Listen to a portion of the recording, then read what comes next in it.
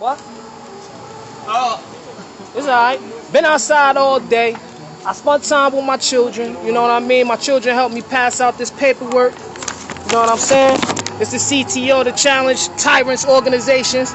For when the cops approach you, you know, it show you how to deal with the cops in public, and it show you how to deal with the cops in the motor vehicle.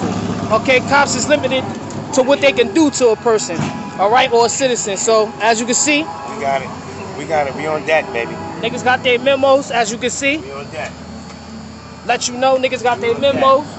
He ain't got one, but you know, let you know about this paper. I'm gonna post it for y'all so y'all can know what's going on, and then y'all can get in contact with me. You know what I'm saying? To shoot y'all the info on how to deal with police on the street, cause all this harassment shit, police brutality, this shit gonna stop right now and today. All the illegal searches and seizures is gonna stop today, because we are ready and we prepared to fight back, knowing the law. Cops don't know the law. We do.